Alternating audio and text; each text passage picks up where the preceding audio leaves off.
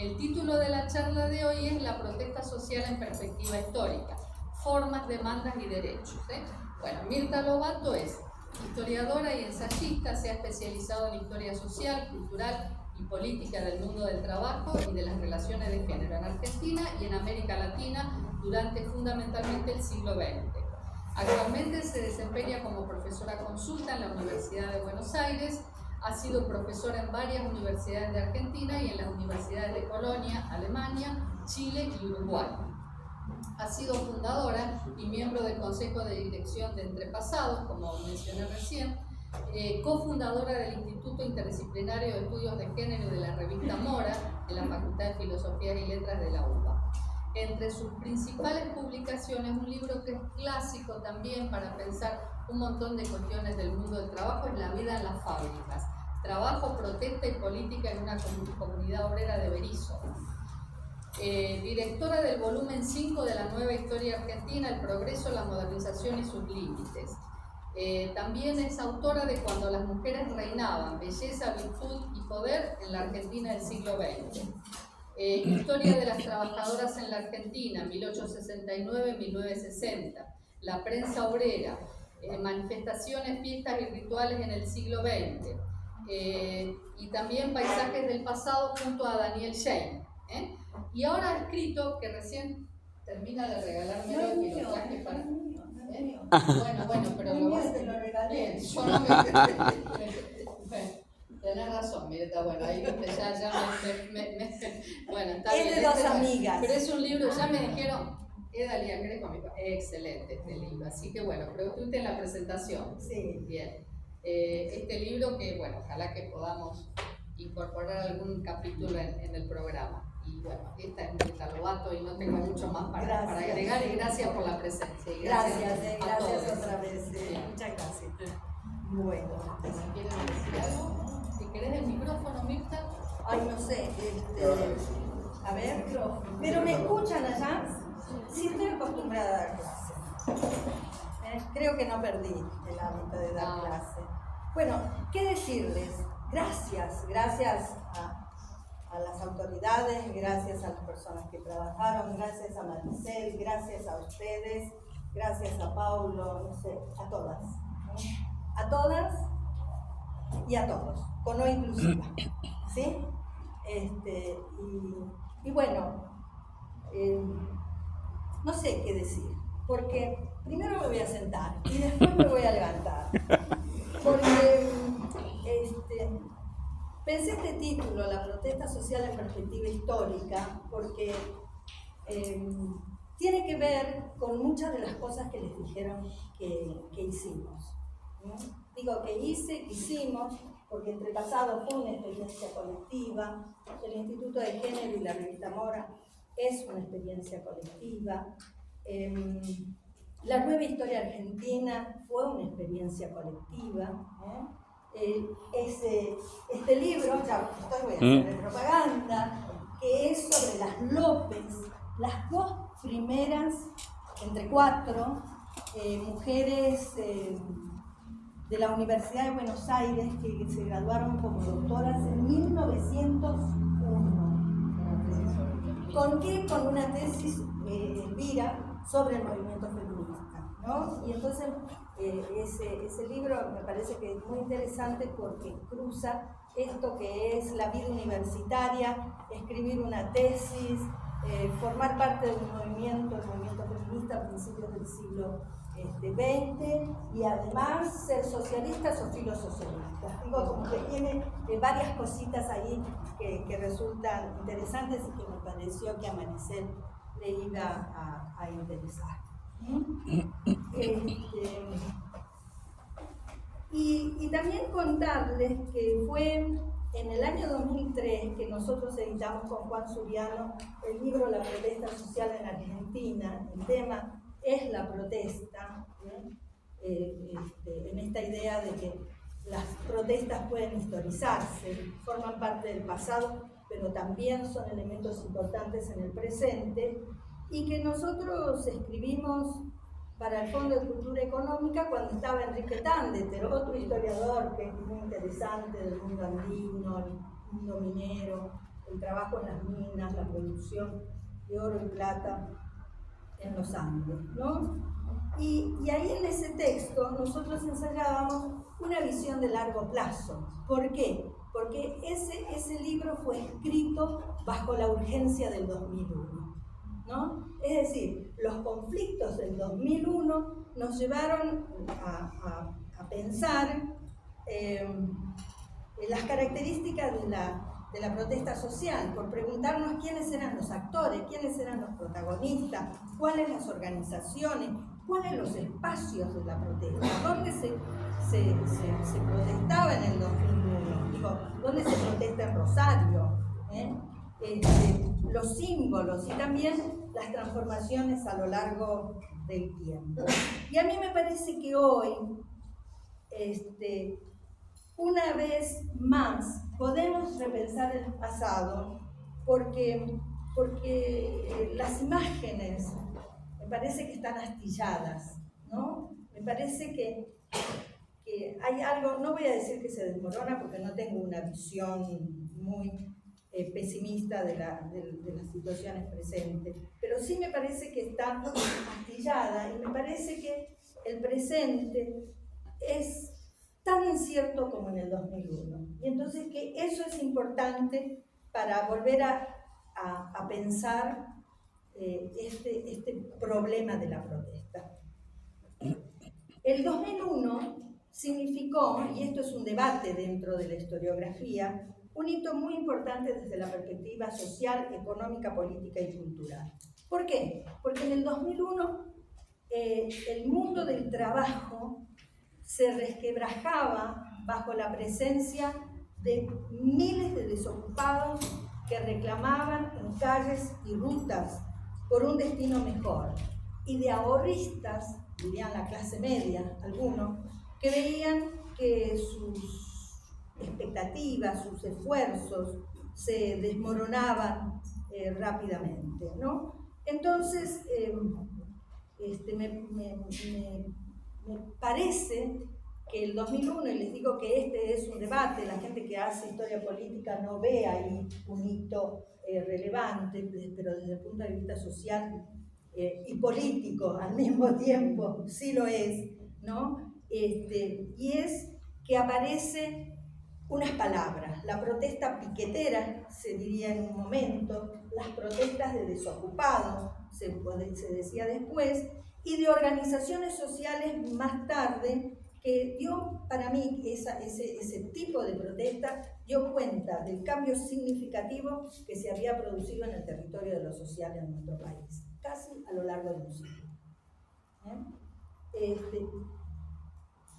Entonces, yo me repito, pero no me repito siempre del mismo modo, porque al final cuando uno hace investigaciones se termina repitiendo, y ustedes van a decir, uy, pero si eso ya lo leí, ¿sí? Pero me puse a pensar para esta reunión sobre la palabra protesta, y desde cuándo había entrado en el diccionario, digamos, en los diccionarios de política, por ejemplo, ¿no? O en los diccionarios de lo social, o en el léxico más general, la palabra protesta. Y ahí me llevé una primera sorpresa. Ustedes son de ciencias políticas, y yo no me equivoco. Relaciones internacionales. Internacionales encima. Bueno, me viene bien, porque Bobbio, Matteucci y Pasquino editaron un diccionario de política, y en ese diccionario de política no está la palabra protesta. Y eso es sorprendente, ¿no? Pero sí destacan que el lenguaje político es ambiguo.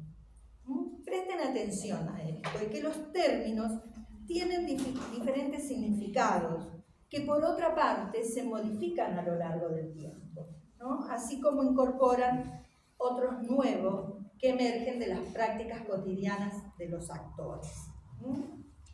También destacan estos tres italianos que los términos del lenguaje político no son neutrales y que pueden ser utilizados de acuerdo con diversas orientaciones políticas para para provocar, mejor dicho, aprobaciones o desaprobaciones. Estamos pensando en términos de lo que sería la legitimidad, digo, o deslegitimidad de ciertos actos, ¿no? Entonces, esta expresión protesta social no figura en ese diccionario de política elaborado por estos investigadores italianos y tampoco aparece en el diccionario de palabras clave de Raymond Williams. Y a mí me resultaba interesante ver lo de Raymond Williams, ¿no? Porque esto tiene que ver con la cultura, y entonces, pero también con culturas de izquierda, con cómo pensar la cultura de izquierda en términos generales, ¿no? En el caso inglés, ¿no? Entonces, ¿qué es lo que aparece en el diccionario de política? La palabra conflicto. Y la palabra conflicto es entendida como forma de interacción entre individuos, grupos, organizaciones y colectividades por justamente el acceso a lo que serían los recursos escasos, las distribuciones, ¿no? Y entonces también se destaca esto de que como es parte como un rasgo distintivo de la protesta, esto puede ser reprimible o no reprimible. Entonces, ahí ya el panorama de la protesta, del léxico de la protesta. ¿Saben que me gusta la palabra léxico? Y la tomo de una escritora italiana, no es historia, es la mamá de Ginsburg, el historiador, Natalia Ginsburg, que escribe un libro que se llama Léxico Familiar, ¿no? Entonces me resulta muy atractiva esa palabra léxico para poder pensar lo social, porque el léxico son las palabras con significados, con contenidos que nosotros utilizamos en nuestras investigaciones, ¿no? En los mismos diccionarios, la expresión lucha de clases tampoco existe. Y entonces iba de sorpresa en sorpresa, porque estas palabras son las que estaban organizadas en mi cabeza. Y entonces digo, bueno, ¿qué pasó? Que estoy tan desorganizada con respecto al vocabulario. Y ahí lo que se registra es una entrada de movimiento obrero para referirse a los hechos políticos y organizativos que afectan la vida política, ideológica y social de la clase obrera o más ampliamente del mundo del trabajo. Pero tienen como condición los trabajadores asalariados y ahí para nosotras las mujeres hay un problema, ¿no? Porque nosotros podemos hacer trabajo asalariado y trabajo no asalariado, o trabajo que no es considerado trabajo. Y ahí ya empezamos a entrar en un territorio que, en todo caso, si ustedes quieren, los comento al final. Y sin embargo, la entrada de movimientos sociales, y esto es lo que está en la cabeza de estos tipos italianos, es movimientos sociales. Y ahí empiezan a enganchar teorías relacionadas con esta cuestión de movimientos sociales que van de Le Bon, pasan por Marx, Durkheim, Weber, que son autores que se leen en la teoría sociológica y la teoría política. Y también a Turén, que aunque murió hace rato, está ahí jugando el partido de los movimientos sociales. Y ahí aparece algo que puede ser muy útil para pensar diferentes momentos históricos, y es que un movimiento social se define como un enfrentamiento frente a otros. Y ustedes pueden pensar los contendientes, que pueden ser el capital, en términos generales, los empresarios, el Estado, las autoridades universitarias. ¿No? Es decir, los contendientes pueden ser amplios. Se definen los repertorios de confrontación. ¿Cómo se protesta? Una manifestación, una una huelga, diferentes. No quiero entrar en eso, en cada uno de los repertorios. Y a los actores, es decir, quienes están jugando el partido de la protesta social, ¿no? Y vuelve a aparecer algo que es interesante, porque de alguna manera es el motor de cualquier protesta social. Y es que se destaca la importancia de que hay situaciones intolerables, ¿no? Y se piensa también la relevancia de la oportunidad política. Y entonces ahí hay como una serie de cuestiones que nos pueden permitir pensar qué pasó con la protesta social a lo largo del tiempo, porque yo podría haber elegido para hablar acá la huelga de los frigoríficos de 1917, por ejemplo. Podría haber elegido cualquier otro movimiento huelguístico, el boicot, los movimientos de desocupados. Pero acá en Rosario, en Berisso, en La Plata, en cualquier lugar, y tratar de ver cómo funcionan estos elementos, ¿no? Entonces, ¿por qué hice este desvío? Porque a mí me interesa marcar que hay un léxico, digamos, que se fue constituyendo a lo largo del tiempo, un léxico de la protesta social.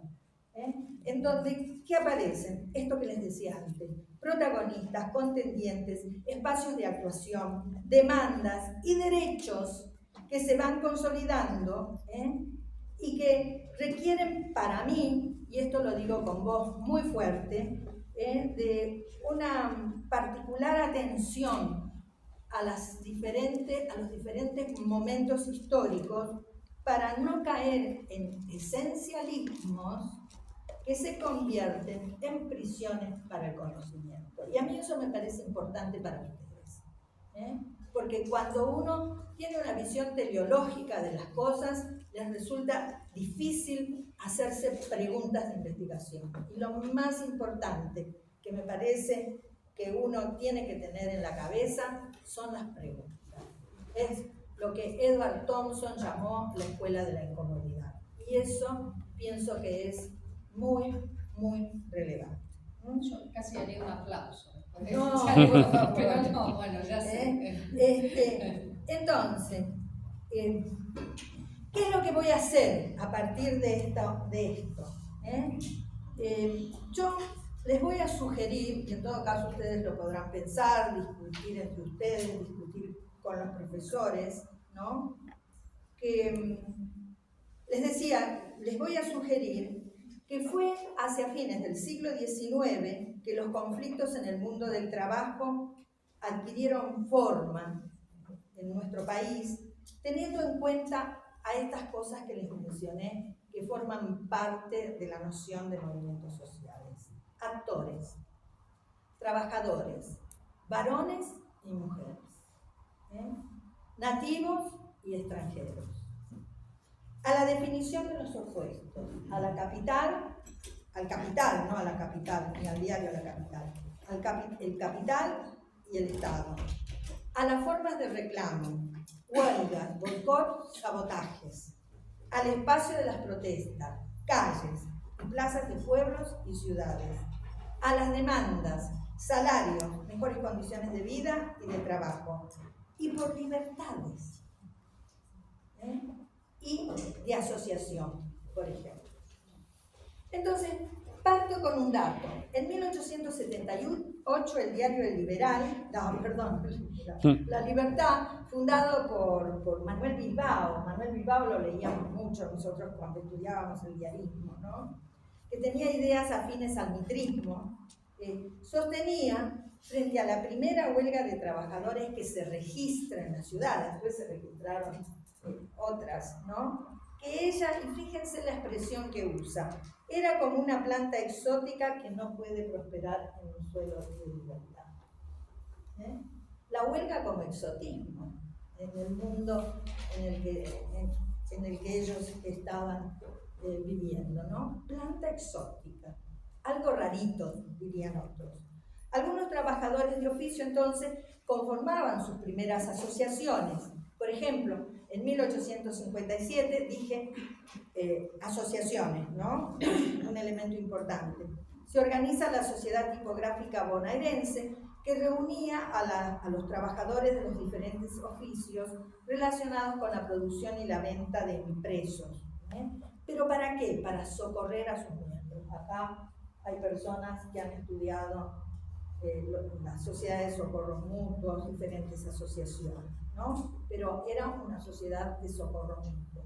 La base es la cooperación y la solidaridad y la atención de los desvalidos. Para 1878 se declaró la primera huelga de los trabajadores de imprentas que registran la prensa y las historias obreras. Y ya también para esa fecha se había constituido la Sociedad Unión Tipográfica. Otros periódicos y diarios de ese año 1878 hablan de la huelga en los talleres de impresión.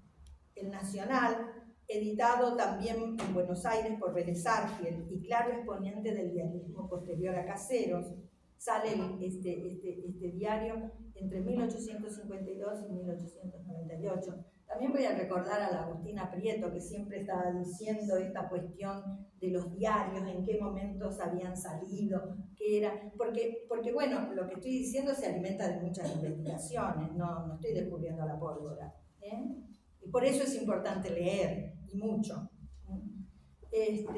Pero sí advierten que la huelga afectaría a todos los diarios de la mañana debido a los reclamos por las condiciones de trabajo y la duración de la jornada laboral. La huelga, y esto es importante para un conflicto, para entender un conflicto, exponía públicamente las cuestiones sociolaborales. Es decir, hay una exposición pública. Los propietarios de imprentas y los diarios El Nacional, La Tribuna, La Libertad y El Comercio de Plata reaccionaron al unísono ante la paralización de las tareas. Y en ese momento, diría yo, se incorporan dos palabras al léxico de la protesta: organización y huelga. Después uno puede pensar que con la constitución de los contrapúblicos subalternos y la aparición de diarios de esos contrapúblicos, socialistas, anarquistas, feministas, sindicalistas, comunistas, estoy pensando hasta el 30, se va a incorporar otra palabra al lado de organización, que es iluminación, conocimiento. Porque para poder organizarte, tenés que conocer. Y entonces ahí la prensa va a ser un instrumento fundamental de la protesta. Paso a un aviso, estoy en la parte de los comerciales. La protesta la prensa obrera es un modo de entrar a esas formas de comunicación. Según se desprende de algunas investigaciones, y en este caso estoy citando a Korzeniewicz, entre 1887 y 1907 los conflictos laborales se multiplicaban en Buenos Aires en diferentes ramas de la producción. Pero estoy hablando de Buenos Aires porque eso es lo que dijo Korzeniewicz, ¿no? Acá también. Pero fue en 1902 que una huelga general paralizó a las ciudades de Buenos Aires, Rosario y Bahía Blanca. Y diarios como La Prensa y La Nación, así como el propio presidente de la República, tuvieron que admitir que la huelga como herramienta de la lucha obrera ya no era una flor exótica. Ya era un fenómeno visible en las grandes ciudades y se exteriorizaba en manifestaciones colectivas contenidas dentro del derecho de reunión o de petición. Se produce así el reconocimiento de que existe un problema que requiere soluciones y que es el resultado de las demandas de los trabajadores. Esto ha dado lugar a una polémica, pero en un momento que era si eran los trabajadores los que demandaban. Roy ahora la está reactualizando para quienes siguen la historiografía, o eran los reformadores quienes tomaban la problemática. Es posible que haya una congruencia, ¿no? Porque, no sé, Quesada está advirtiendo la existencia del problema y el hecho de que sea público hace que que se impulse el reconocimiento de que existe ese problema, de que requiere soluciones y que es el resultado de demandas, ¿no? Pero es interesante ese debate historiográfico que yo ahora se los coloco así y seguramente ustedes todavía no lo vieron o no lo verán nunca porque son de otra carrera, ¿sí?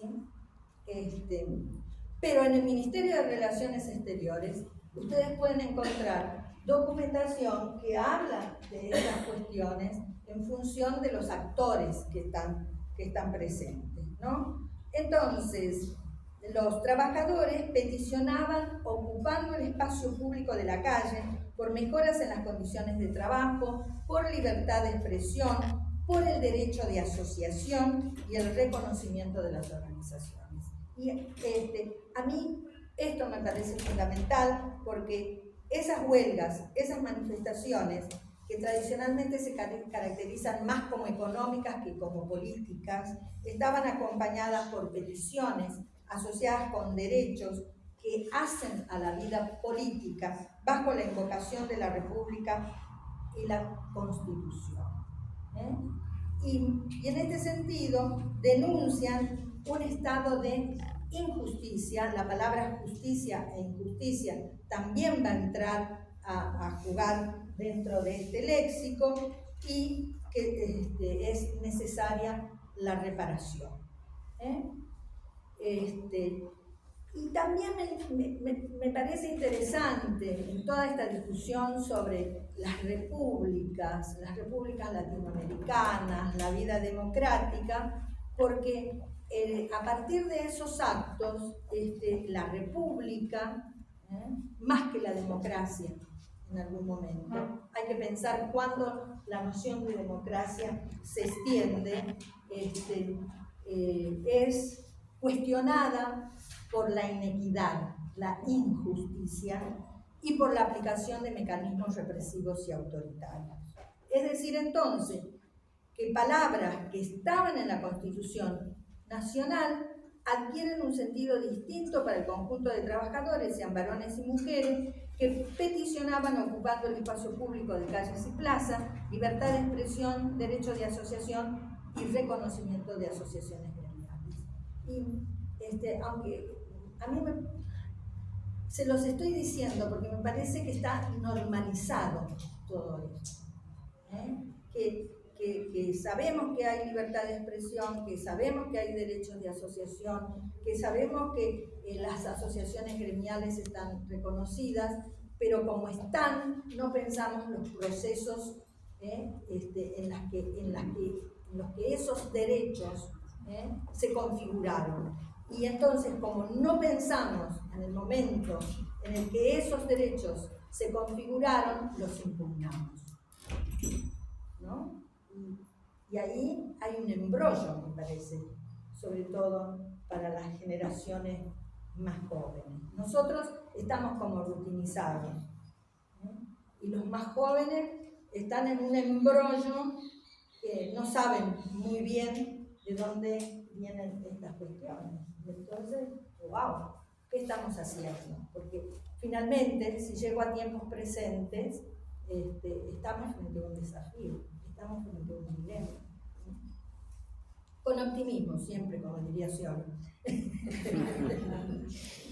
Y no estoy haciendo propaganda política, pero siempre me gusta eso, con optimismo. Bien.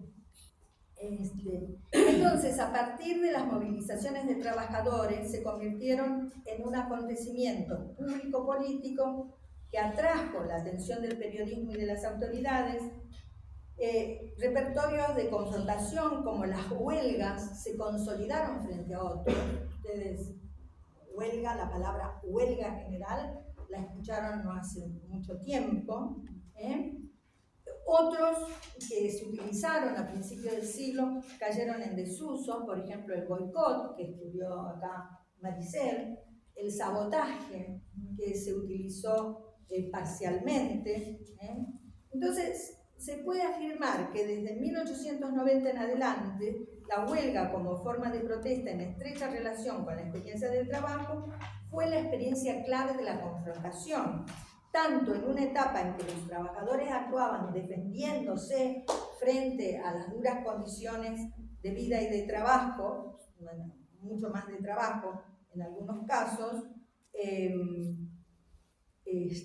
como en aquellos otros en donde tenían como una posición más proactiva, demandando numerosos derechos y a su vez buscando mayor legitimidad. Entonces, en ese contexto se fue consolidando, sobre todo ya para la década de 1930, la idea de negociación. Es decir, también en el léxico de la protesta entra la palabra negociación. Y esa palabra es negociación con los otros, que pueden ser los empresarios, para restituir una situación de inequidad, y con el Estado. Y ahí me parece que esos trabajos que hicimos con colegas de diferentes lugares y que están en la sociedad del trabajo, entran a jugar fuerte, porque tanto los trabajadores como los empresarios, como el Estado, o los estados, el Estado municipal, el Estado provincial y el Estado nacional, tienen que aprender a negociar, ¿no? Tienen que definir sus aparatos burocráticos y entonces tienen que establecer las rutinas para resolver los conflictos sociales. Y esto es lo que se va a ir manteniendo a lo largo del siglo XX. No sé si soy clara hasta acá, pero en todo caso después van a tener la oportunidad de preguntar y si quieren pelearse conmigo. Entonces, la importancia de la huelga como forma de acción colectiva obrera se mantuvo a lo largo del siglo XX, pero se reveló como insuficiente para hacer oír las demandas cuando se propusieron profundas transformaciones económicas y políticas, y ahí ya estoy caminando hacia la democracia y sus derivas. Entonces, ¿por qué estoy diciendo esto? Porque, a ver, un diagnóstico discutible. Cuando las organizaciones gremiales se mostraron como limitadas para defender los intereses de los trabajadores, no solo porque el crecimiento de la desocupación fue cercenando su poder de convocatoria, sino también porque la situación social existente, y acá es donde se va a armar el lío, espero, derivaba de la estrecha relación con los gobiernos justicialistas. En cualquiera de sus versiones, porque no estoy pensando en una sola versión. Y esto fue generando al mismo tiempo desconfianza en la población trabajadora como desprestigio por su falta de reacción, cuando no complicidad con la ejecución de políticas que dañaban claramente las clases populares. Y saben que estoy trabajando en un nuevo libro, se llama Los gordos de la CGT. Estoy tratando de hacer una historia institucional de la organización de la Confederación General del Trabajo.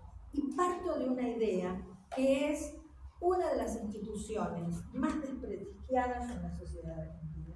Entonces me pregunto, ¿por qué llegamos a ese punto?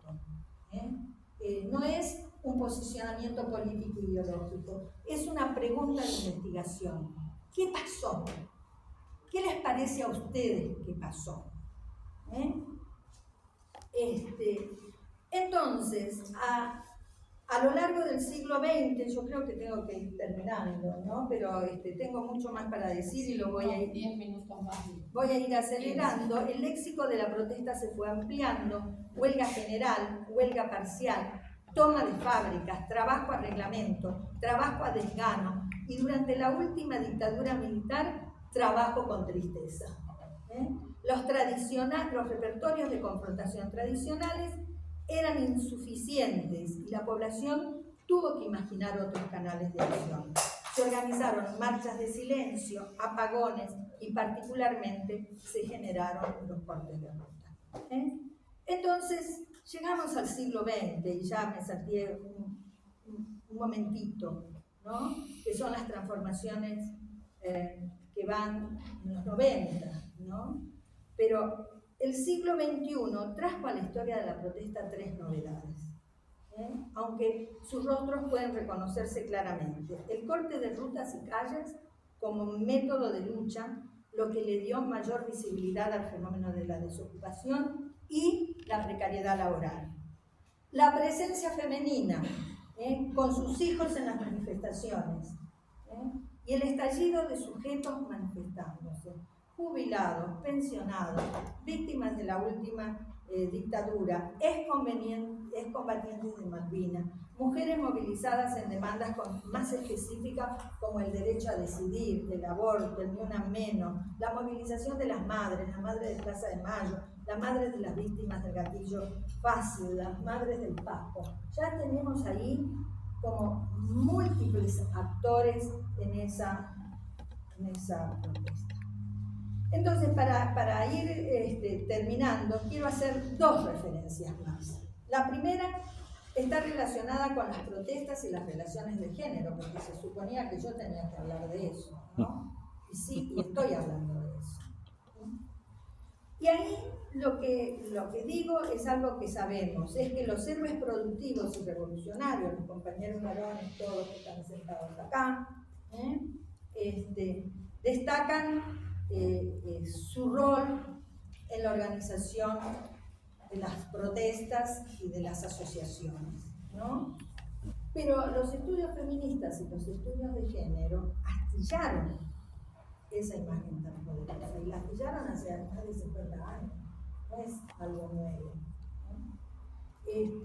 Y entonces me parece que ahora se puede pensar mejor los vínculos conflictivos en términos justamente de las desiguales relaciones de poder en los lugares de trabajo y en las organizaciones gremiales basadas en lo que se llamó en el momento de articulación del concepto de género, las desigualdades, la diferencia sexual, ¿no?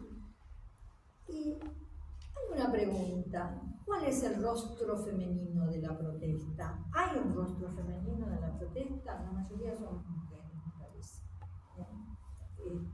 Y ahí yo identifico, y esto ya creo que lo dije en otra reunión acá en este mismo lugar, 3 momentos. Uno es el todas juntas contra la explotación, o todos juntos contra la explotación. Mujeres y varones reclamando por derechos, ¿no? A pesar de que el ámbito de sociabilidad privilegiado, el sindicato, es el dominio masculino, ¿no? Y ahí esto se ve en las estructuras de poder en las organizaciones sindicales, ¿no? Pero en ese todas juntas contra la explotación, todos juntos contra la explotación, sus demandas se mimetizaron con las del conjunto de los trabajadores, por problemas generales, ¿no? Mejoras salariales, por ejemplo, y las libertades, asociación y prensa, ¿no? Ahora,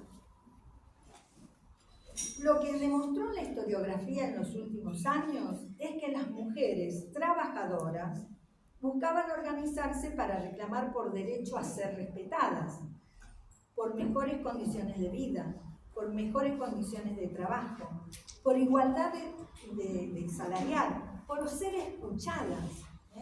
El Congreso de la CGT de 1943, una dirigente sindicalista, Dora Jenkins, le dice a los dirigentes sindicales varones: ustedes no nos están escuchando, nosotros estamos haciendo otras demandas que ustedes no las están incorporando como problemática del mundo del trabajo, ¿no?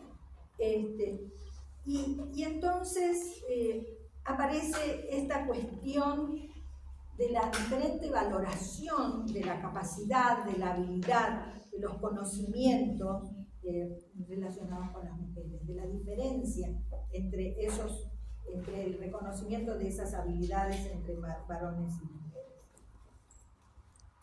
Otra cuestión de estos de que protestamos todos juntos: hay una idea de que la tecnología es neutral. Ahora ustedes podrían afirmarlo un poco más, ¿no? ¿qué pasa con la tecnología? Todos sabemos manejar TikTok, todos estamos en las, ¿cómo se llaman? En las redes sociales. Yo no, pero no es por ser mujer, es por negarme, que es diferente, ¿no?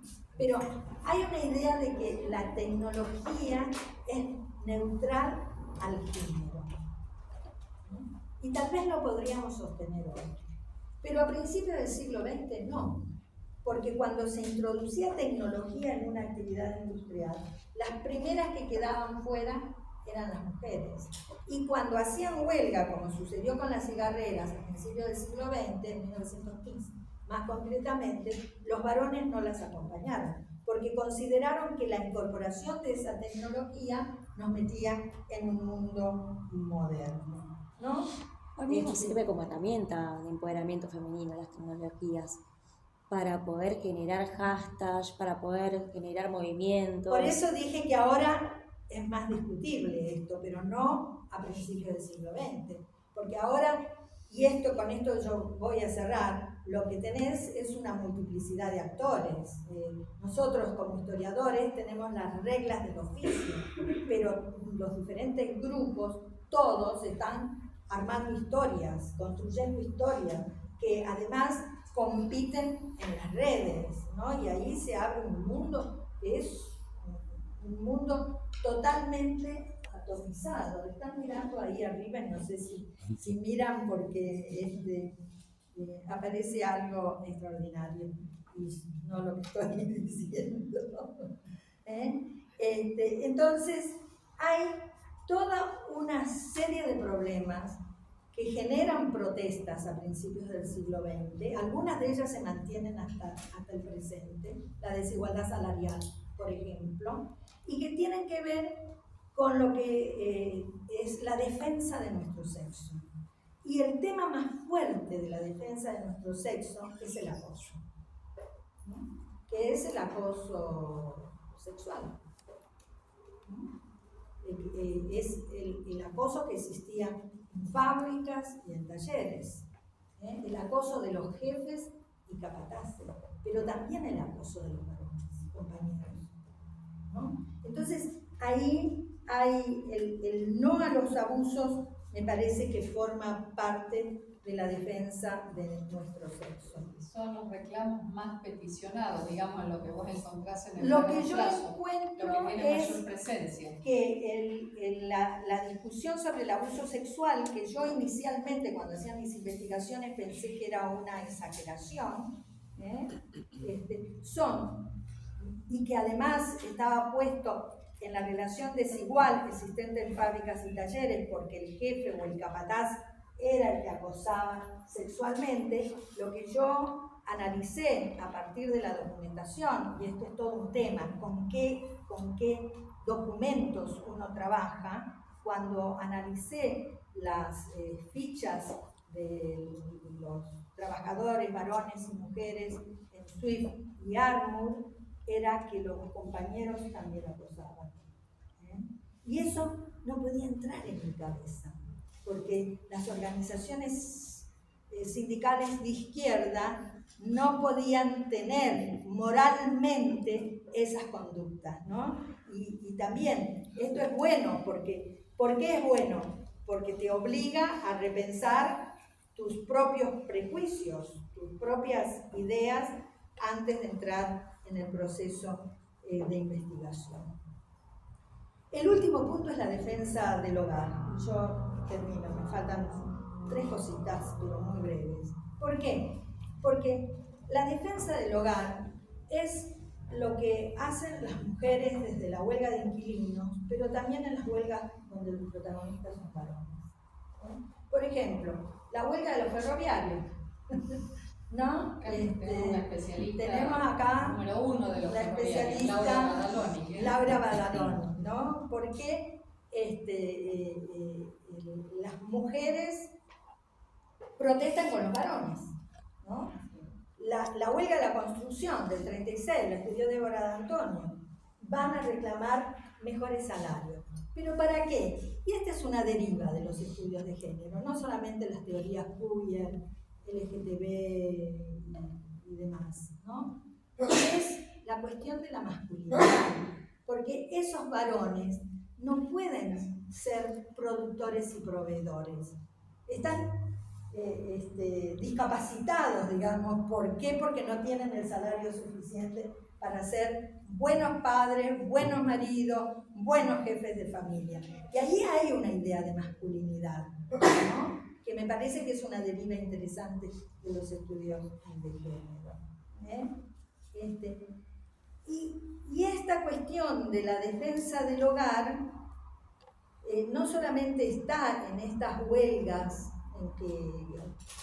donde hay varones en huelga principalmente, sino que también lo van a ver en el conjunto de la participación de las mujeres en la organización y mantenimiento de los piquetes en lugares como Utralcó, Salta, La Matanza, la misma Buenos Aires, ¿no?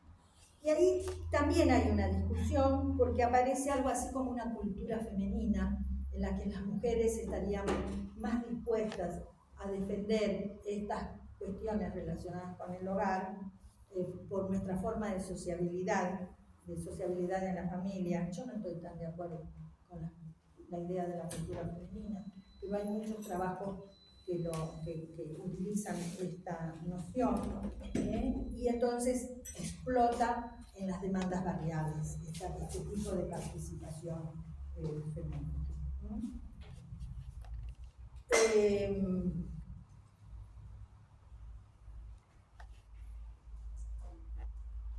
El último tema, y con este termino, tiene que ver con la palabra desocupación.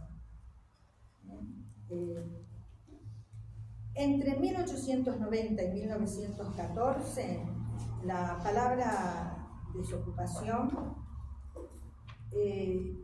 tiene un contenido. Acá Maricel es la experta en desocupación, ¿no? Porque esa idea de desocupación tiene que ver con los sin trabajo. Es como el cuadro de Verne, ¿no? Sin pan y sin trabajo, ¿sí? Es sin trabajo, en paro o incluso paro forzoso.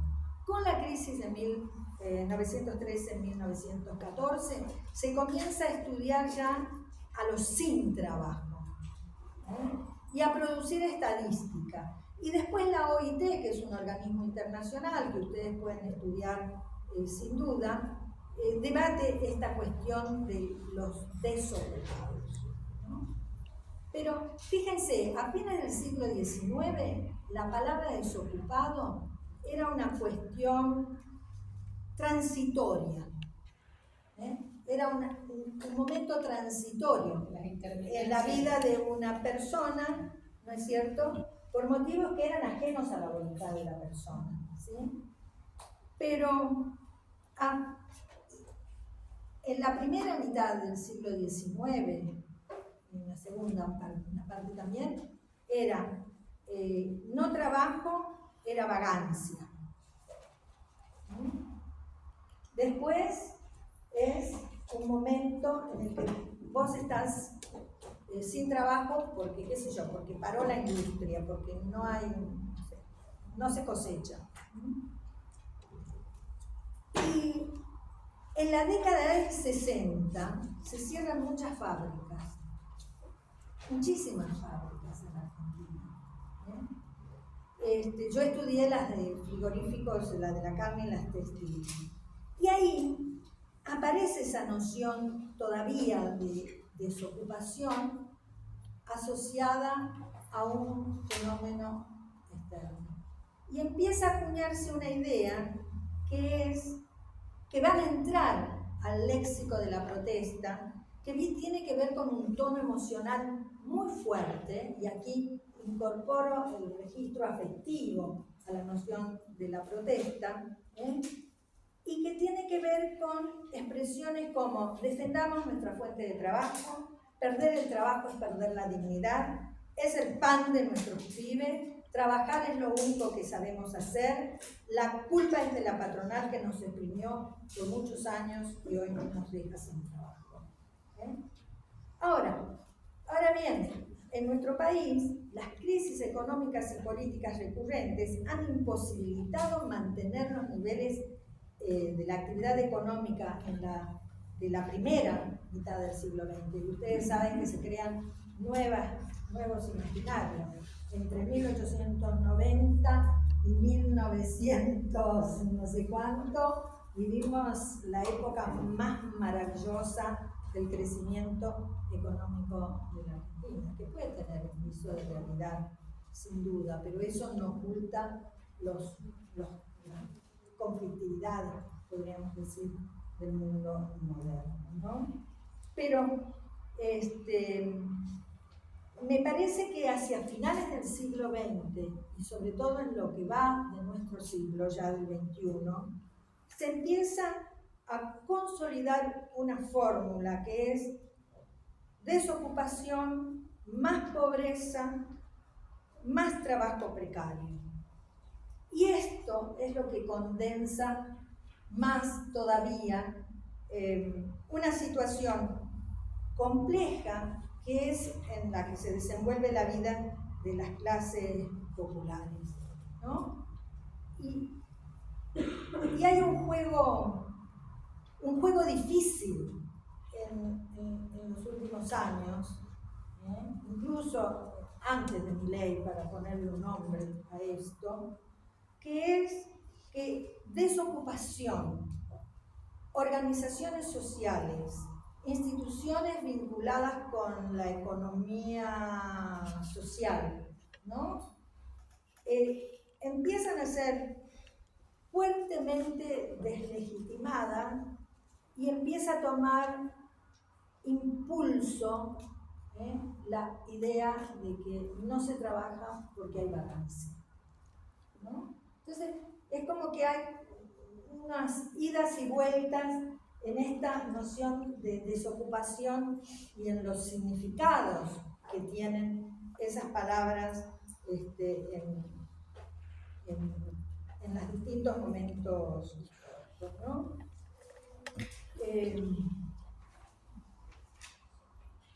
Soluciones hubo muchas. Miren, el último trabajo que hice, y ya sí termino, tiene que ver con fábricas recuperativas, mejor dicho, del cooperativismo al control obrero de la producción. Y ahí me encontré también con algunas cuestiones.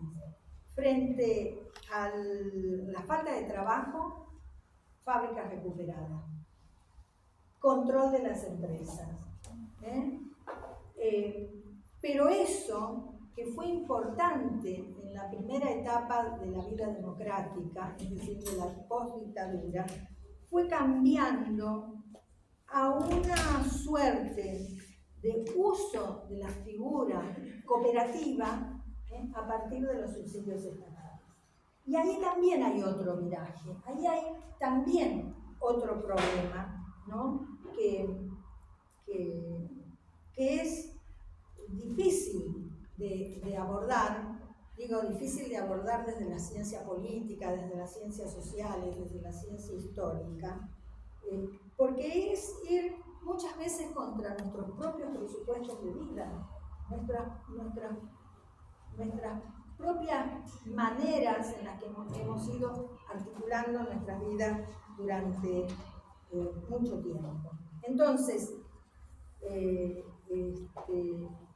ahí lo que encontré es que esas nuevas organizaciones en realidad penden del hilo de los recursos estatales. Están atadas a los vaivenes de la política y de la economía. Dependen de los programas de transferencias de ingresos y nos obligan a pensar las relaciones entre Estado y organizaciones sociales. Entonces, cuando la pobreza y la desocupación se convirtieron en estructurales, que es el momento actual, ¿no? Y el Estado se aleja de lo que es el mantenimiento de los subsidios estatales para mantener las cooperativas, entonces aparece una noción de amenaza para esas organizaciones que ya no pueden administrar esos recursos como lo hacían antes, ¿no? Y esto que decías vos, ¿no? Que es que en este momento, bueno, en parte lo decías vos, pero antes habíamos tenido una conversación anoche, ¿no?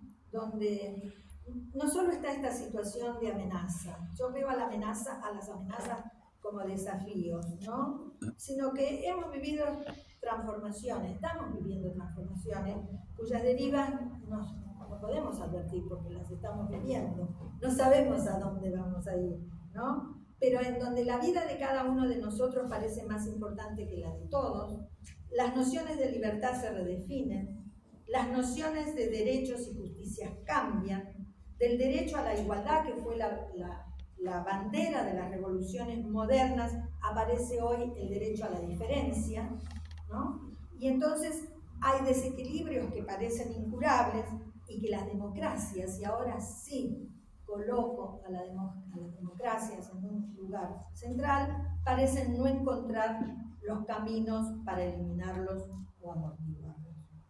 Entonces, si miramos todo esto con las lógicas del pasado, los problemas pueden parecernos dramáticamente indisolubles.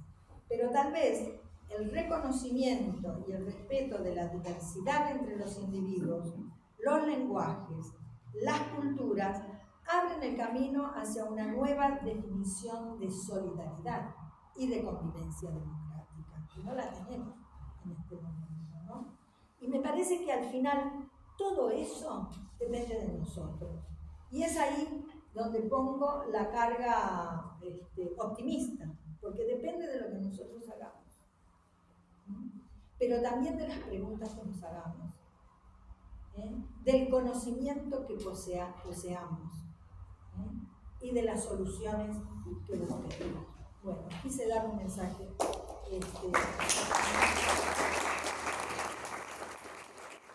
Así que espero que tomen el guante, porque yo soy de los viejos meados.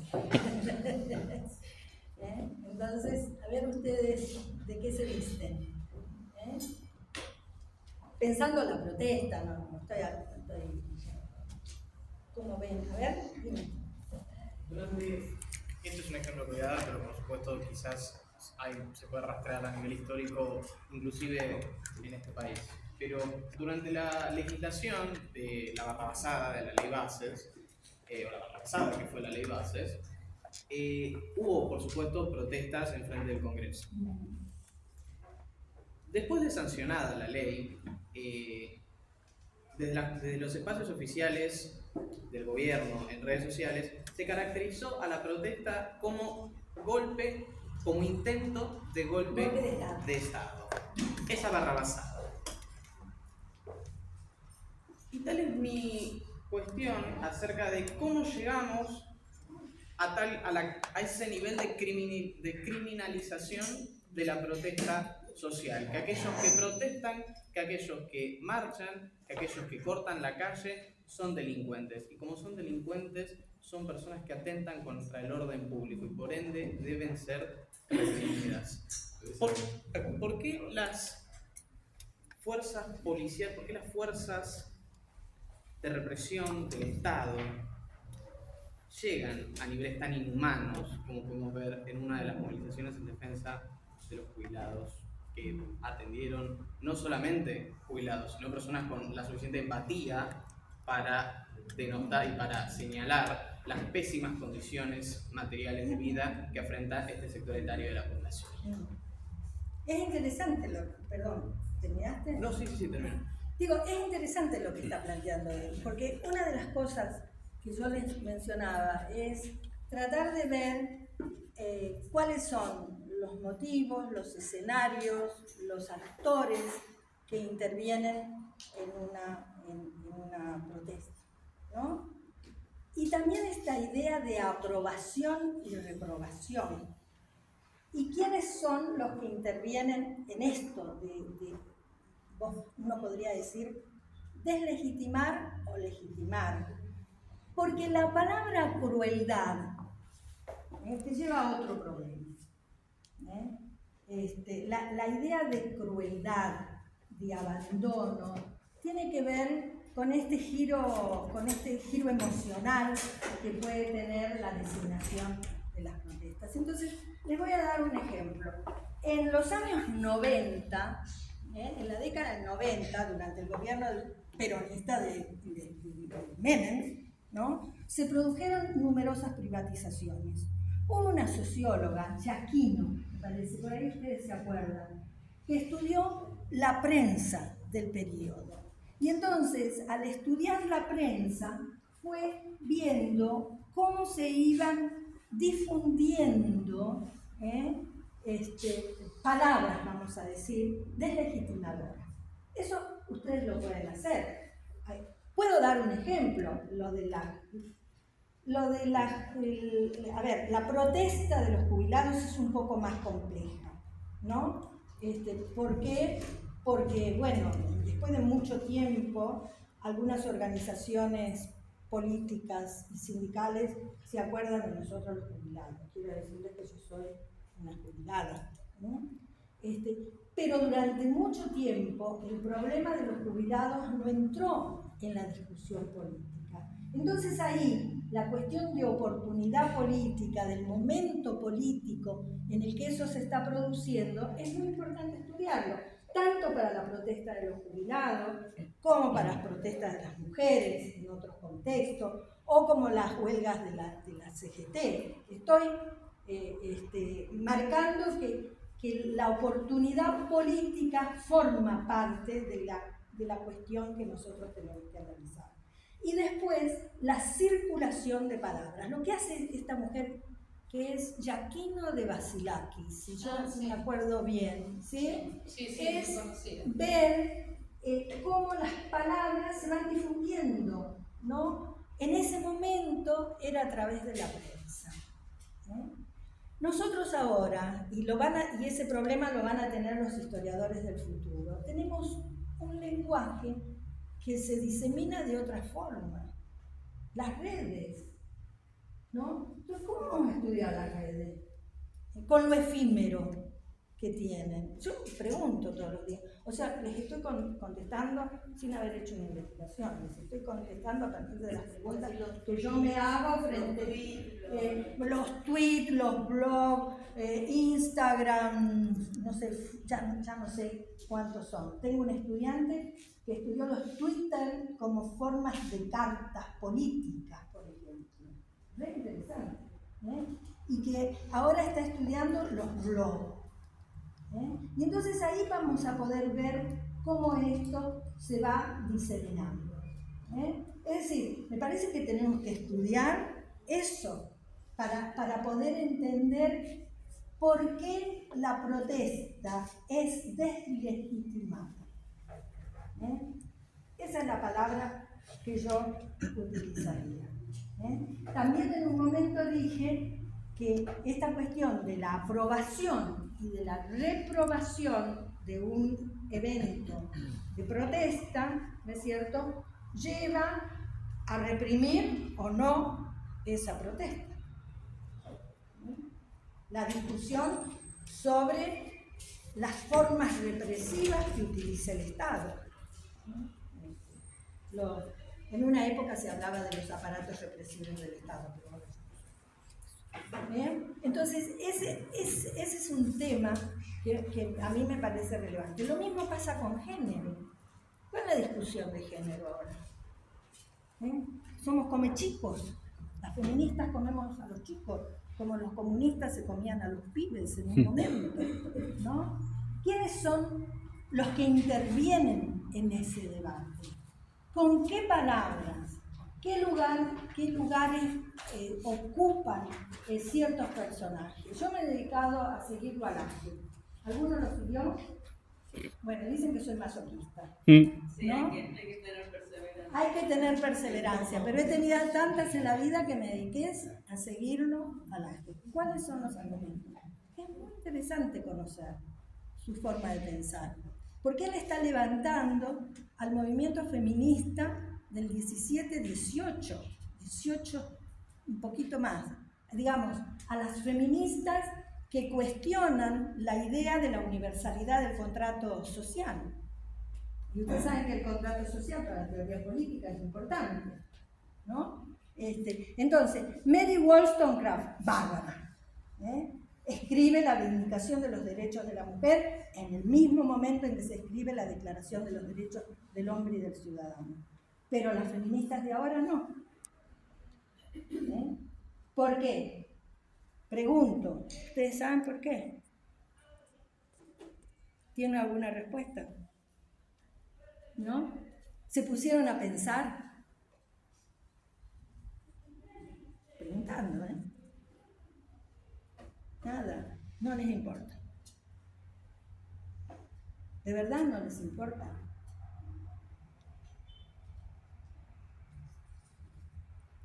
¿Vos? ¿No? Bueno, es interesante que no les importe. También puede decir que el tema es irrelevante. Y si el tema es irrelevante, ¿por qué le damos tanta importancia? Sería una cosa, ¿no? Pero también ahí está en juego la masculinidad, me parece. El lugar incómodo en el que están posicionados los varones. No está mal que se sientan incómodos. Un poquito más fuerte. Digo que no está mal que se sientan incómodos. El asunto es cómo van a resolver ustedes, los varones, la incomodidad. Porque nosotros las mujeres la resolvimos de diferentes maneras, ¿no? Con organización, con manifestaciones, con demandas de derechos. ¿Cómo van a resolver los varones?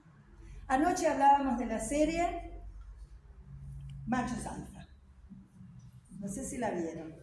Deconstrúyanse, dirían las feministas más relacionadas con la importancia del lenguaje. Pero se entiende lo que quiero decir. No estoy tratando de tirarles recetas, más bien digo, siéntanse incómodos, ¿no? Para ver qué es lo que pueden producir como conocimiento. Por eso tu pregunta es interesante, ¿no? Preguntarse eso. La pregunta es, ¿cómo sucedió esto también? No solamente cómo se descubrió. ¿Por qué llegamos a esta situación? ¿A partir de qué situaciones económicas, políticas, culturales estamos en esta situación? Y mientras no reflexionemos sobre eso, seguiremos nadando en la incertidumbre. Pienso yo, pero es mi modo de pensar, ¿no? No sé si te contesté. Bien. ¿Otra pregunta? Quería preguntar cuáles se pueden considerar las formas de protesta más modernas en este transcurso que usted había hablado de las redes sociales, el medio, todo. Si por ahí los foros, las páginas, la difusión, los debates que se tienen en línea podrían ser considerados formas de propuestas actuales. Sí, a mí me parece que ahí hay un territorio para explorar. El problema es si son formas de protesta o formas de escuchas entre los propios, ¿no?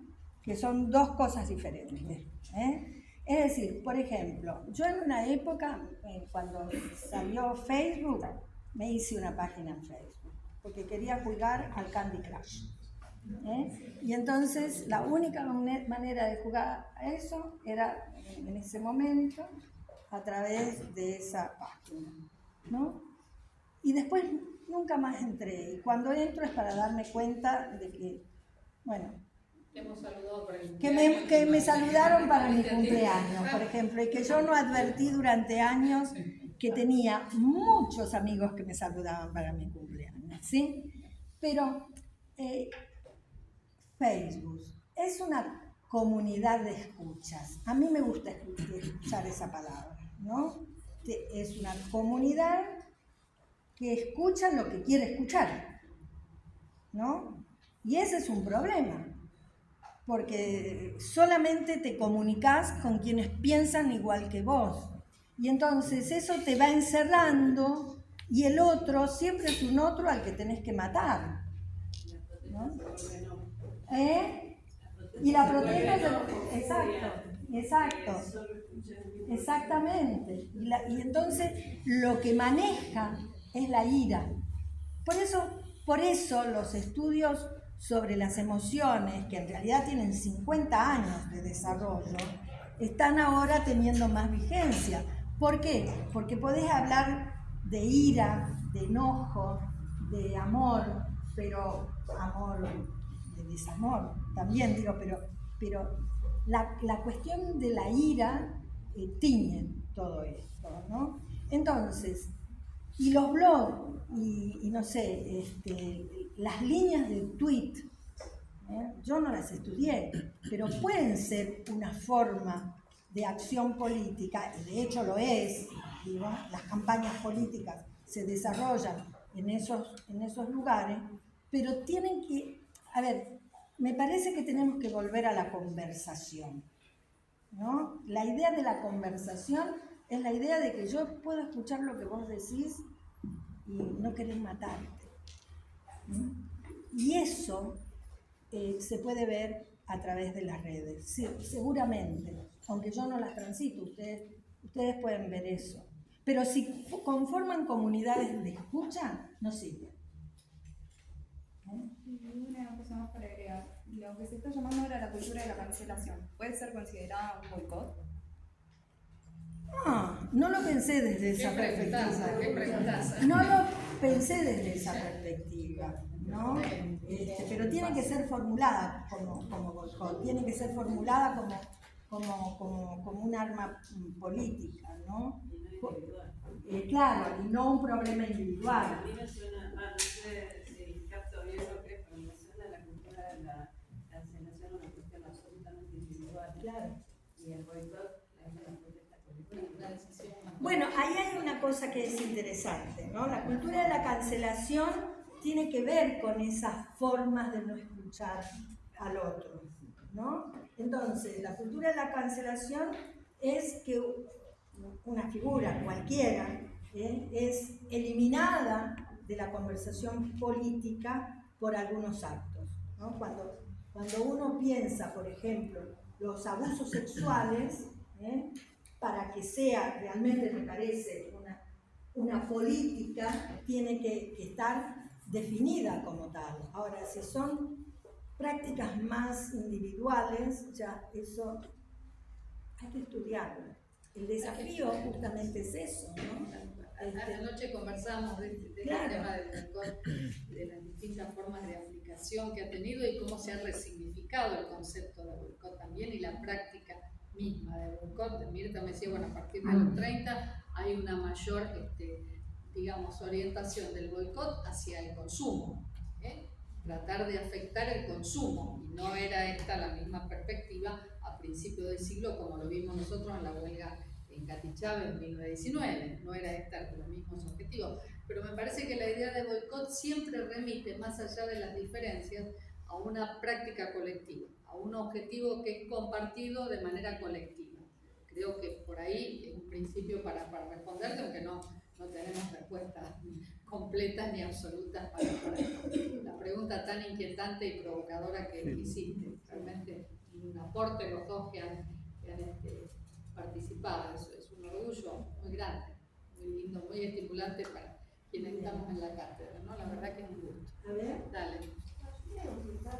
El debate político se traslada a las Más redes. fuerte.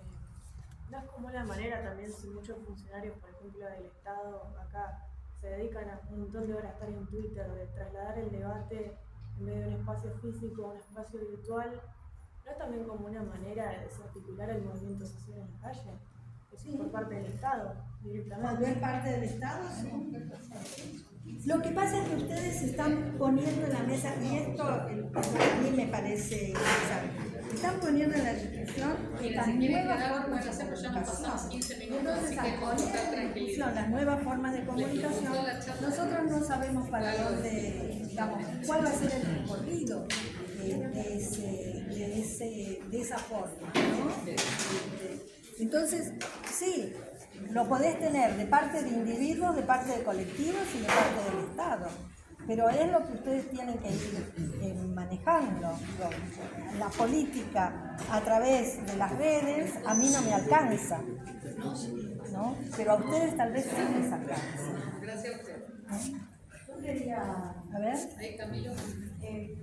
La otra vez estaba discutiendo con un compañero de una discusión que está como mucho en boga para mí es si el feminismo, viste que ahora se dice que el feminismo está muerto, y un poco lo que yo pensaba es que, como decías vos, que la huelga al principio estaba mucho más llegada a los trabajadores y que pudimos ver que ahora, que a partir de 2015, se quiere decir, o antes, tenía esa huelga por parte del movimiento feminista para poder decir lo del aborto, sobre nuestro cuerpo, las decisiones. Y ahora yo lo que veo, o sea, digo, para pensarlo en el que lo cerrado, para poner en discusión, en esto de que tanto que dice ahora que el feminismo está muerto, vos vas a las calles, a marchas ahora, sobre comedores, desocupación, constante desocupación, jubilados, o sea, un montón de ámbitos, y hay un montón de mujeres en esos lugares levantando banderas, y sobre todo para mí donde se ve más es cuando se le precariza la situación de nada, en los barrios o en los comedores, que son mujeres que sostienen esas ollas o los espacios o en las casas cuando un marido deja de trabajar, y eso genera un montón de presión dentro de la familia.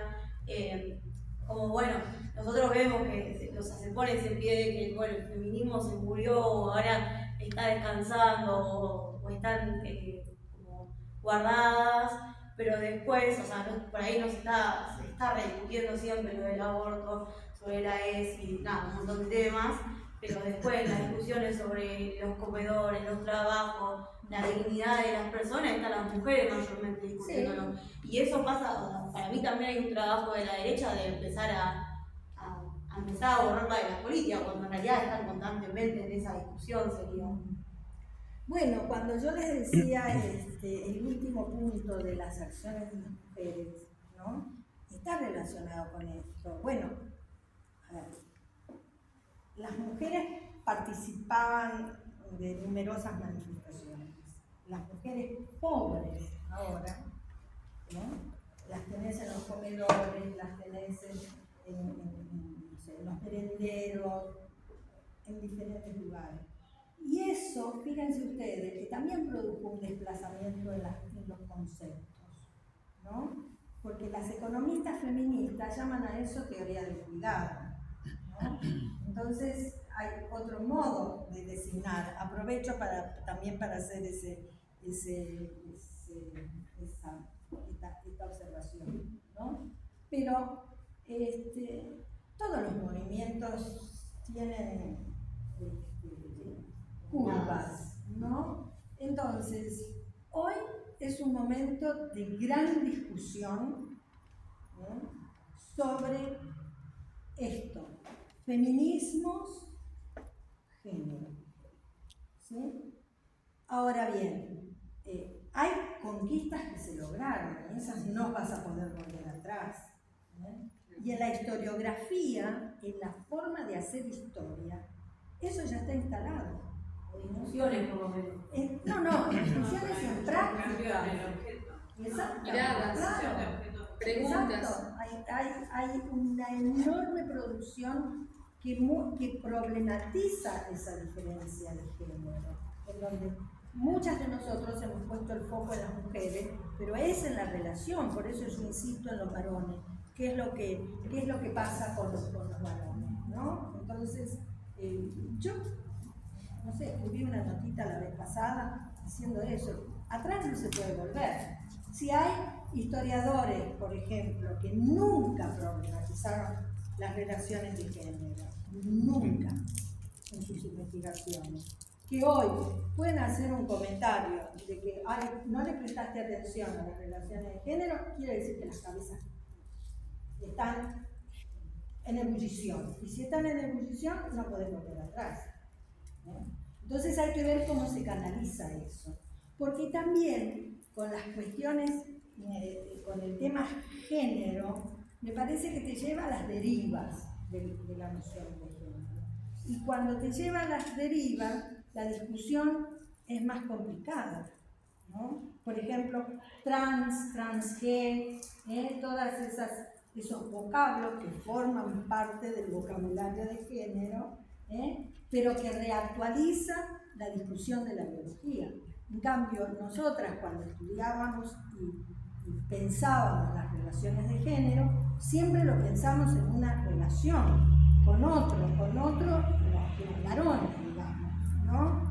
Y también pusimos en cuestión la propia noción de biología. Ahora, los cambios de sexo vuelven a poner en discusión la biología, ¿no? Entonces, por eso es complicado este momento, ¿no? ¿Por dónde salir, digamos? Estaba él y... No, quería agregar una yo también quería preguntar algo después. las cuestiones biológicas, en el 2019 se habían empezado a dar ramificaciones de los feminismos, tanto el radical como el liberal, el de clases sociales, que hay algunos, por ejemplo, el feminismo radical o el abolicionista, dicen que los roles de género tienen que ser cortados de cuajo para que pueda desarrollarse la teoría feminista pura. Y ya estaban los liberales que hablaban sobre que cualquier persona que tenga el sentido de ser mujer tenía que ser tratada como tal y también abarcar el feminismo, solamente para aclarar. Sí, bueno, pero eso tiene que ver con esa multiplicidad. Miren, yo he hecho un PowerPoint que me costó un montón hacerlo, ¿no? Para dar una clase sobre este tema. Te lo voy a mandar. Y lo subimos a la No, pero ¿por qué les quiero decir? Porque tienen tantas teorías ahora, ¿no? Que les va a resultar difícil la salida. Pero para mí hay palabras que te tienen que quedar de lo que viene de la teoría de la historia de las mujeres, los estudios de géneros y los estudios feministas. ¿Qué es? Que no hay naturaleza para la desigualdad de derechos, ¿no? ¿Sí? La otra cuestión es que la biología que fue estudiada como base, digamos, para la desigualdad de derechos sobre la base de la desigualdad biológica, vuelve, pero vuelve de la mano de las identificaciones sexuales, ¿no? Entonces, ahí ya hay como eso que yo llamo una deriva.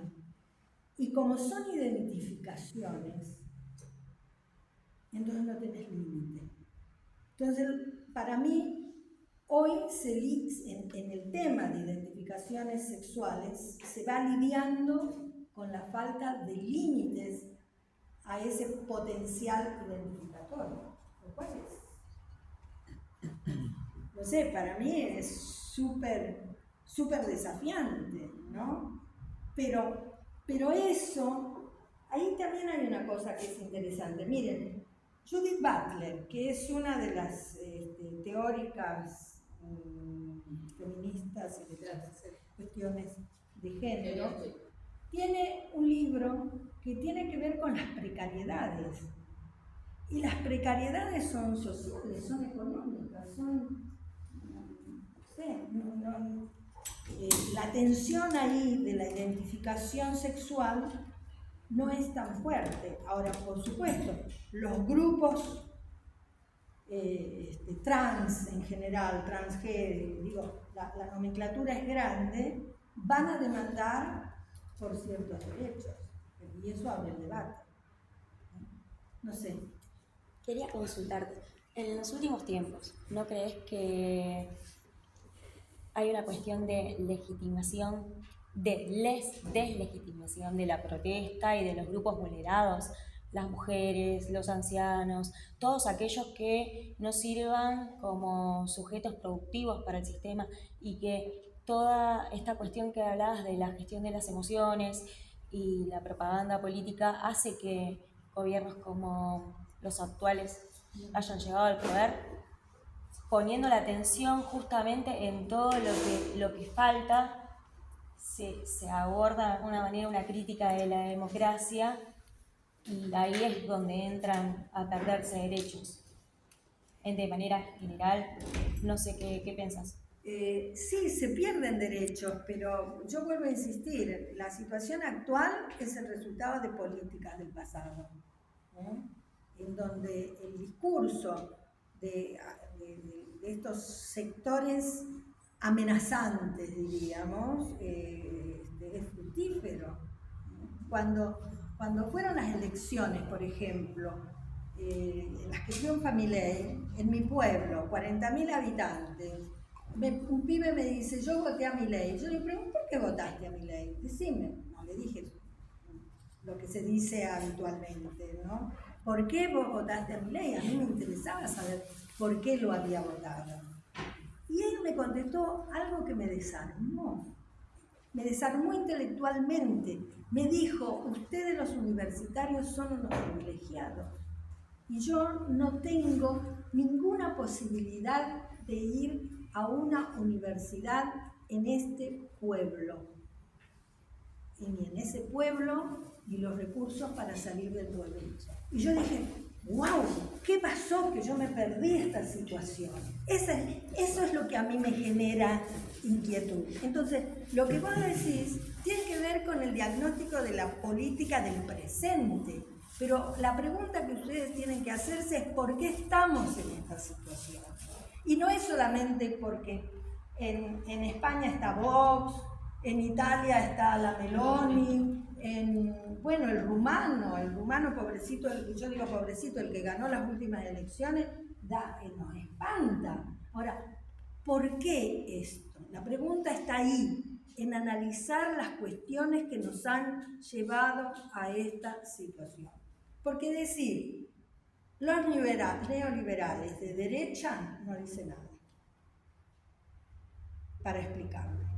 En general, cuando preguntaba por qué estaba el cuestionamiento basado en la emoción y en la crítica, ¿no? En el enojo, en la frustración, en estas cuestiones a las que uno no puede llegar a acceder. Pero no es solamente el enojo, son las políticas que se llevaron a cabo. Si no pensás las políticas que se llevaron a cabo en el orden económico, en el orden político y en el orden cultural, me parece que no vamos a tener la capacidad para hacer un buen diagnóstico de por qué estamos en esta situación. Sí, yo lo mencionaba en recuperación a lo que... O las que no se llevaron a cabo. Hay algo que lo que ser legítima es la democracia. Por eso la democracia. Ese discurso que apunta a ciertas contradicciones que viene hecho la democracia durante 200 años, prende. Exactamente. Tiene que haber algo que lo pueda explicar para llegar a que se dé en países incluso muy diferentes. Muy diferentes, ¿no? Porque lo que está en juego es la noción democrática. Por eso yo puse también el acento ahí, ¿no? Porque esa noción de democracia va tomando cuerpo a partir del 83, hay que decir esto, ¿no? Antes del 83, no solo pensemos en la dictadura, la política previa al golpe militar también está, la democracia no es un valor. Entonces, ¿por qué la democracia tiene un valor después del 83? No sé. Sí, yo lo decía en relación a esto que decías, el uso de las emociones en las redes, la propaganda política y cómo justo el discurso de Milei o de Macri apuntan al descontento, ¿no? A eso y a las formas, digamos, porque hablando... Pero vos ponés el acento en las formas, en las formas de Milei y Macri. Y sí. Perdonen, voy a ser más explícita. También lo tenés que poner en el kirchnerismo. Porque la gestión de la pandemia es un tema muy importante para la cuestión de la política y los resultados políticos. Digo, es feo decir esto porque va a decir, bueno, esta para qué lado está tirando, ¿no? Pero ese es el tema. No es solamente que... Mira, vengo de una reunión en el Instituto de Género en donde el argumento es, estamos mal por Milei. Macri, la pandemia, Milei. ¿Y en el medio? A mí me parece interesante poder analizar las formas. Pero las formas tienen que ver con las políticas y son de todas las fuerzas políticas. Ay, perdón, yo me acerqué demasiado. Primerísimo primer plano. Tienen que ver con todas las fuerzas políticas, no con una. ¿Qué hizo la izquierda? ¿Qué hizo el FI? ¿No? Para que me entiendan. Sí, totalmente. Los quiero desestabilizar totalmente, ¿no? Que no salgan de acá conforme. porque la historia como consolación es lo que escuchamos durante mucho tiempo, ¿no? A través de historiadores que están en los medios. No escuché. No, yo quería decir que la protesta que se hizo en la ley base, donde, bueno, justo yo estaba en Buenos Aires, bueno, el Congreso estaba vallado, Sí. o sea que ahí no había legitimidad de nada ni de ese Congreso, custodiado a más no poder, con gente que reprimía y demás. Entonces allí me parece que nuestra sociedad tendría que salir, ya de Facebook y todo eso está fenómeno, pero tenemos que estar en la calle. Está buena la comunicación, yo me siento a la noche, me escribo, le puedo escribir a ella, le puedo escribir a ella. Discuto con ella otra vez sentado en mi casa. Con lo cual al poder yo no le afecto. El poder económico no le afecta si yo estoy quejándome en mi casa. A favor de unos, en contra de otros, pero en mi casa. A ellos les conviene. ¿Qué más quieren? Sí, pero... No tiene ningún conflicto si estamos en casa. No, pero se genera un conflicto cuando Sí, pero al gordo Dan no sé qué hace, No le entonces, mueve.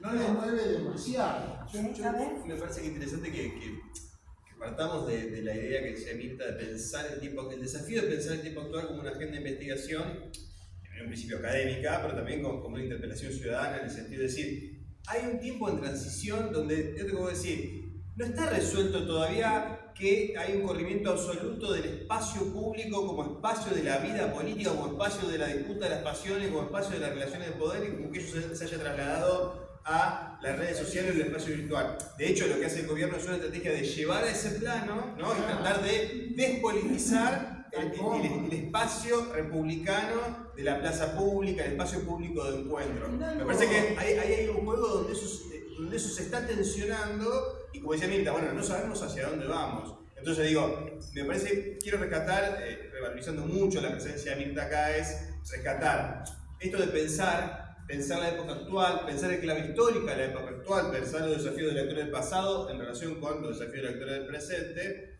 y sobre todo pensar un modo de habitar el mundo académico que no es solo, ¿no?, revisar textos y dar cuentas de las evaluaciones de esos textos, de esa agenda de lectura que nos permiten y que nos llevan a cabo los docentes la invitación a dar cuenta, sino también convertirnos en académicos e investigadores fundamentalmente a partir de nuestra inquietud de abrirnos preguntas de investigación y de pensar en clave histórica el presente desde nuestras materias, no digo de historia, y esta posibilidad que tenemos hoy con Mirta, ¿no?, de salir de la lectura lineal de los textos.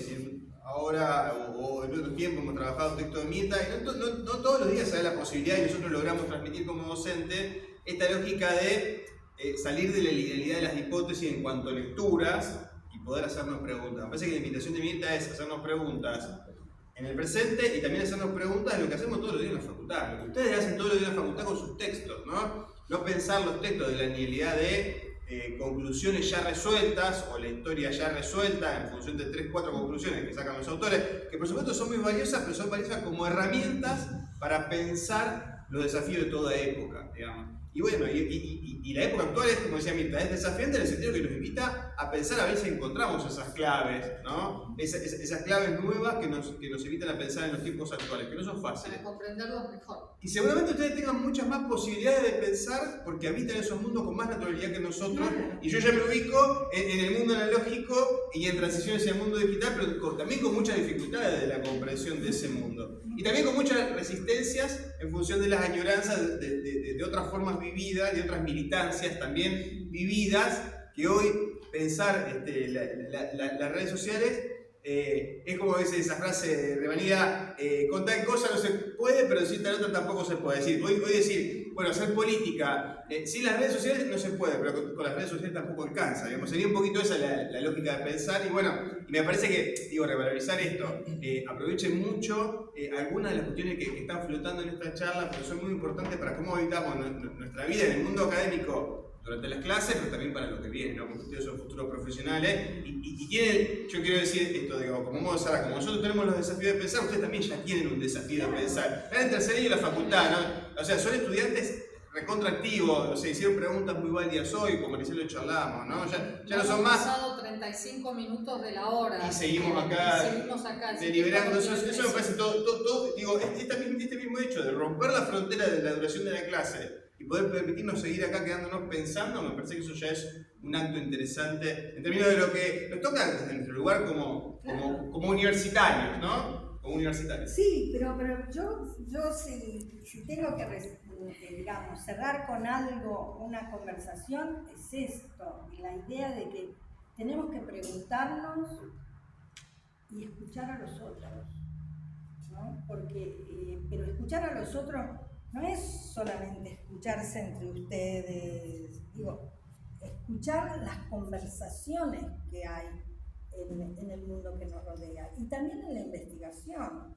Porque si uno va con una idea fija a una investigación y ya la tiene resuelta, ¿para qué va a investigar? Ya está resuelto.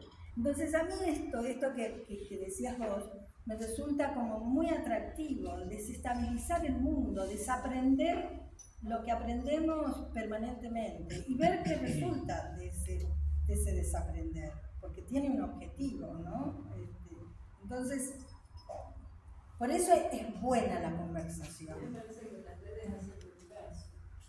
Te dan la sensación de que te apoyas de muchísima información, pero reducir la capacidad de pensar y de discutir con eso. Lo que yo suelo ver es la gente que se informa de las redes, respuestas muy estandarizadas, que no tienen, donde no hay reflexión, pero con la convicción de que están reflexionando. Exacto. Entonces, muchas son repetitivas. Claro, repetitivas de determinadas conceptos y características. Donde ellos permanentemente se nutren.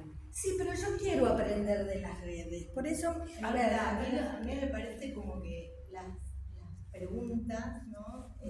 Reflejaron las dos cosas. Reflejaron el mundo analógico y reflejaron mucho algo que ustedes están protagonizando que tiene que ver con las redes. Entonces, creo que parte de las investigaciones van a tener que incorporar, o ya empiezan a incorporar, ustedes manejan eso, y me parece que lo que hizo Mirta, que no es lo que hace siempre, fue provocar en el mejor sentido, digamos, de no naturalizar, no pensar.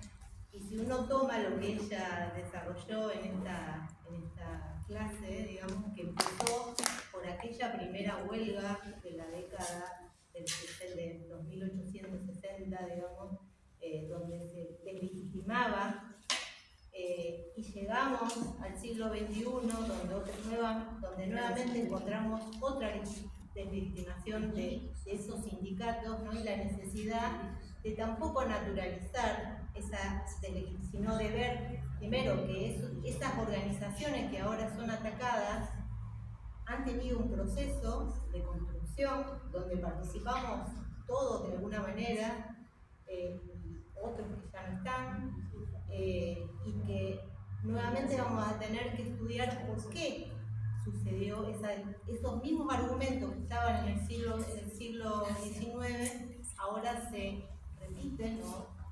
Y vamos a tener que no tomarlo como algo natural, sino preguntarnos qué pasó para que eso pasara, ¿no? Y que haya gente que pueda consensuar o que pueda... Claro, por eso están los gordos de la CGT para mí. Yo me quedé con ganas de preguntar sobre ese libro. No, en serio, tiene que ver con eso. Pero cuando les digo quiero aprender qué pasa con las redes, sí, creo que uno se tiene que callar un poco. Leí, por ejemplo, un trabajo de una italiana, Loretta Baldassar, sobre la cuestión de la inmigración y cómo se mantienen las formas de parentesco, ¿no?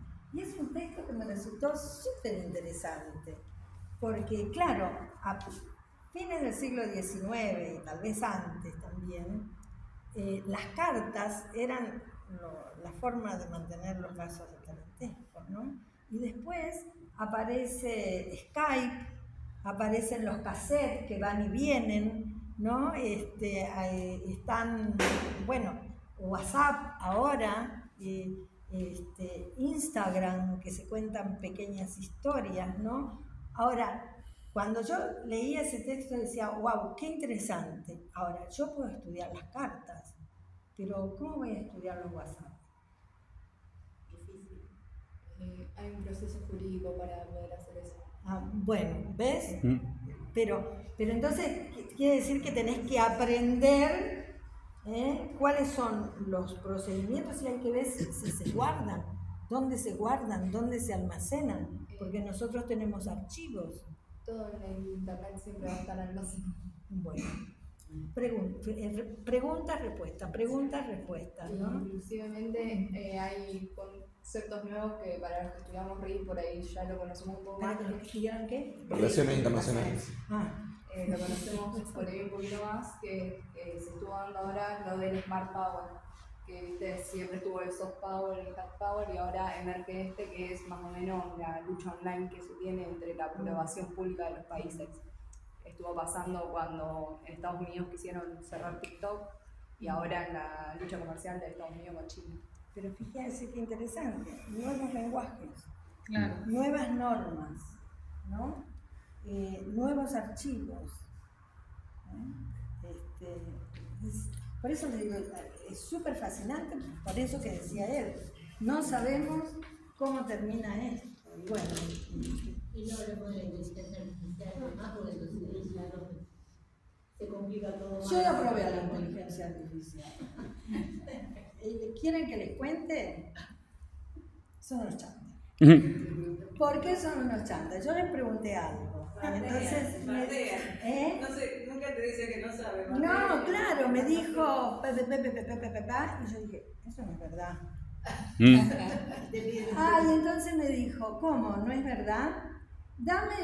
Decime qué es lo que te parece a vos, por qué te parece a vos. Entonces yo tiré, y ahí reescribió en función de la información que yo le había dado. Van retroalimentando. Y eso ya lo tiene ahora, esa información que vos le diste. Y esa información que yo le di ya la tiene. Y entonces después la reproduce. A mí, o sea, yo juego con eso. Wikipedia es peor, porque no se chequea. Claro. Lo puede subir cualquier persona. Sí, cualquiera lo puede corregir. En cambio, es más peligroso del diálogo. Pero, bueno. Gente, bueno, yo creo que excelente. Sí. No, sin intención de robar mucho tiempo, pero aprovechando su presencia quería preguntarle cuáles fueron las mayores dificultades que encontró o que continúa encontrando a la hora de reconstruir o estudiar las actividades realizadas por las mujeres en el ámbito del trabajo. Bueno, mira, la primera cuestión así bien rapidito fue que cuando yo empecé a estudiar en 1985, el tema de mujeres no era un problema para la historia en Argentina. Era un problema para las sociólogas, para las demógrafas, pero no para las historiadoras. A ver. Yo alguien te desafió en esa... Entonces, y ahí a mí me ocurrió algo que fue muy interesante, que es que cuando yo entro al frigorífico Swift, estaba el frigorífico abandonado, y es fortuito, es el azar, no tiene que ver con la pregunta solo de investigación, que yo me preguntaba por los dos, por hombres y mujeres, ¿no? De manera bien dicotómica, porque además, ¿cómo vas a estudiar en el mundo del trabajo, no sé, las condiciones trans-G cuando eso no era un problema en ese momento, ¿no? Entonces, cuando entro a Swift, que era una fábrica abandonada como la que está acá, una persona se había suicidado en uno de los balcones abandonados. Y a mí me agarró un miedo, y no digo la palabra exacta, mucho miedo. Entonces entré al lugar más cercano de la puerta. Y en el lugar más cercano de la puerta estaban las fichas de las mujeres del arma. Más fortuito. Y entonces empecé a mirar estas fichas y dije, uy, acá hay un temazo. Y fue lo primero que elaboré en mi investigación, ¿no? Entonces, el primer problema son las preguntas. El segundo problema son los documentos. ¿Y con qué herramientas vas a interrogar a esos documentos? Y el tercer problema es cómo los interpretas, a la luz de qué cosas. Pero para eso, cuando yo hice La vida en las fábricas, yo no tenía una historia de las mujeres. Eso es bien interesante de cómo uno va produciendo.